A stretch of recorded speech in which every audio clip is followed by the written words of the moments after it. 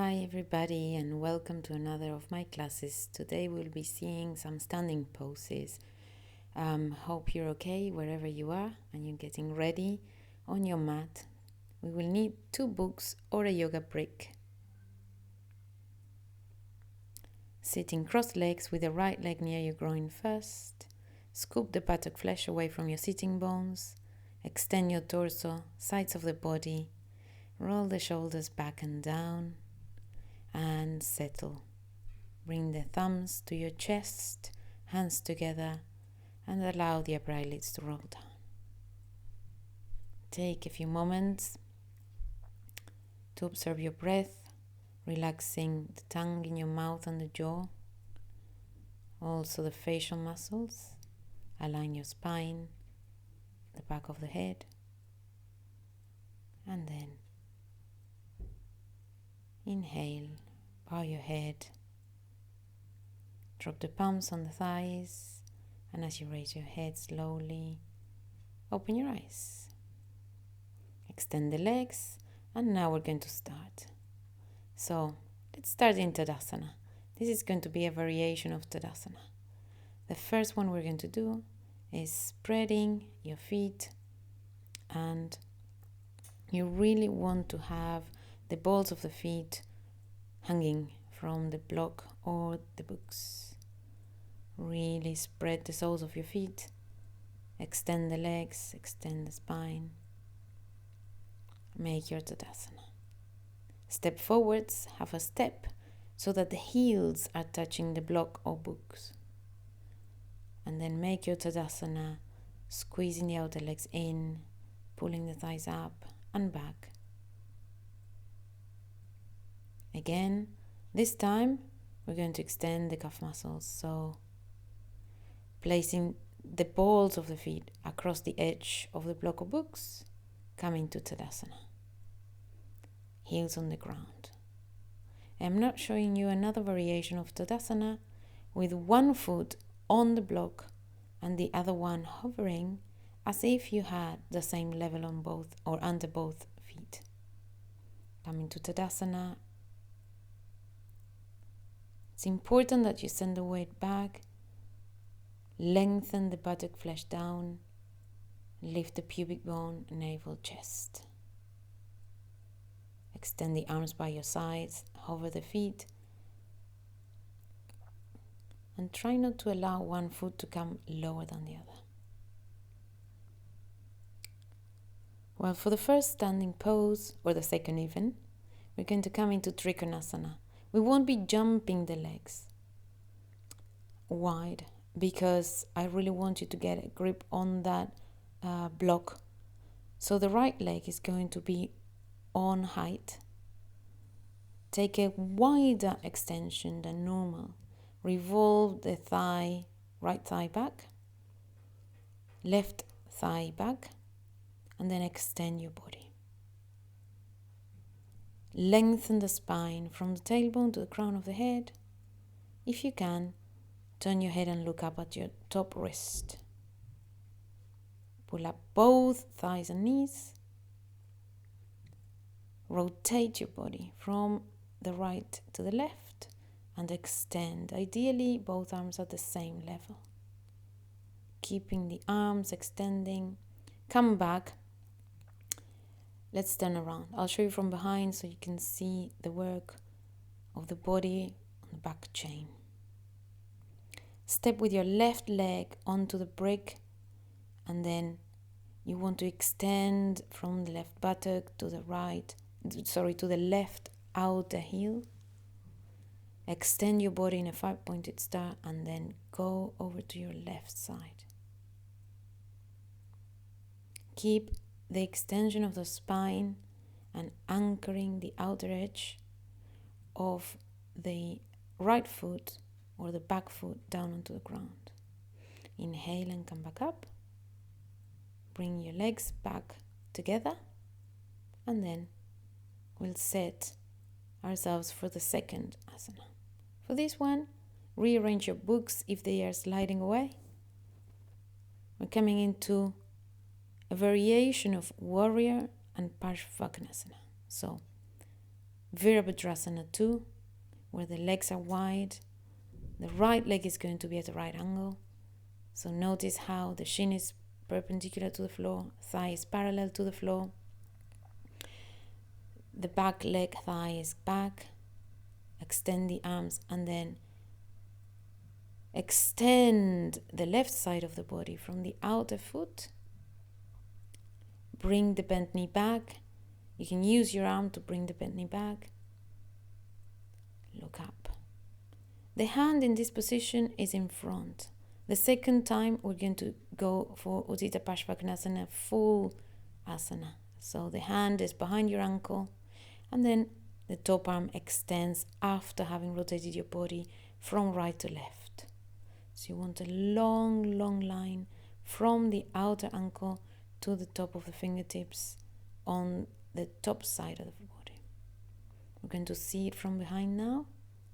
So turn around and place the left foot on the brick. Step wide apart. Anchor the outer edge of the right foot strongly down onto the ground. Lengthen the buttock skin. Come onto Virabhadrasana 2. So again, extending from the sacrum to the outer left knee and sending the right thigh back. Broaden across the collarbones from fingertips to fingertips. And then again, using your upper arm on the left side to push the outer knee back. And then send the center of your gluteal muscles on the left side to the front. That will help the rotation and open the hip. Come back up, and this time around, try the full asana. So if you need a little bit of height, you can rest your hand on the brick or book. Otherwise, take your hand to the ground. Inhale, come back up, and again, bring the two legs together again. Turn it around. This time, we're going to make a little challenge. So we want to have the brick or blocks so that we can step one foot on it. So the left foot is going to be on the brick whilst we're doing Tadasana with both feet and legs. Then bend and turn the right leg out. Catch the ankle if need to. Come into Vrikshasana, tree pose. Revolving from the inner right groin to the outer right knee. Don't lose balance. Pressing the big toe and inner heel off the standing leg. Extending the arms, extending the torso, extending the standing leg. Come back down gracefully, if possible. 2 feet on the ground now. And before you go into the second side, check what's happening with the legs. Maybe one feels longer than the other. So you don't want the hips to be misaligned. You want the two legs at the same level. Tadasana. One leg is hovering. In with the outer right hip. Lift and turn the left leg. Press the heel of the left into the inner groin of the right.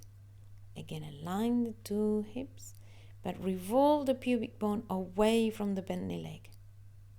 Extend the arms sideways and lift from the outer hips all the way to the fingertips and beyond. Aim for the sky.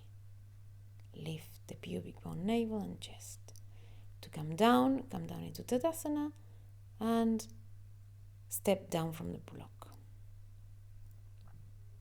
We're coming to Adho Mukha Svanasana now, so downward facing dog. Come on to the hands and knees. For this position, if you have a block or two blocks, it may be easy for you to reach your head to the blocks. Otherwise, take a classical version of Adho Mukha Svanasana. Don't bring your legs close to you so that you can bring your head down lower. Try and aim for your standard distance from hand to feet. Extend the back, extend the legs. Now we'll try it with the head supported.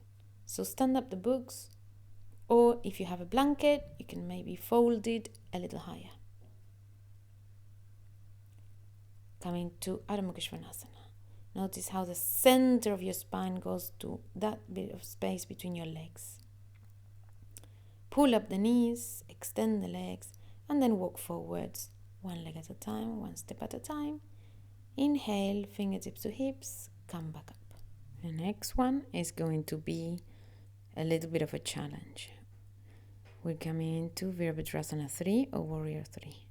From Vira 1, the challenge is keeping the standing leg sturdy on the bricks or books. So step back with your left, open your arms and lift them up. Come into a right angle with your right leg. Turn your body using the left shoulder to help you turn some more. Extend and move your body forwards from the waist to the fingertips. Step in and come into Virabhadrasana 1. Make a T shape with your body. Extend the back heel, revolving the thigh from the inside out. Come back into Vira 1 and step your legs together again. We're going to try to the other side. This time around, for those of us who feel it's going to be too much of a challenge doing it on blocks, we're just going to be doing it on the floor. And also, just to focus on the balance, we're going to leave the arms down. So bend and turn the whole of the left leg out. Completely turn your body, revolve the back thigh from back to front and lay your body down. Extend the buttock flesh from the waist to the back leg. Turn the heel out and then step in and take off.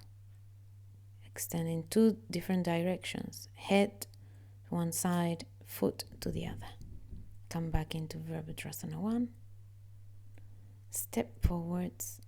Turn forwards and step your legs together again.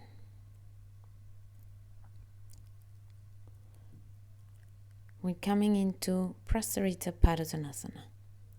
We will have the books there just as support for our heads. Some of us, I'm aware, may not go to the head down all the way to the ground. You can use a chair for this one. Pause, use a chair, come back. Anchor the outer edges of your legs. Lift the inner thighs. Lift the inner knees. And then descend your neck and head. At first, we can have the hands at either side of us.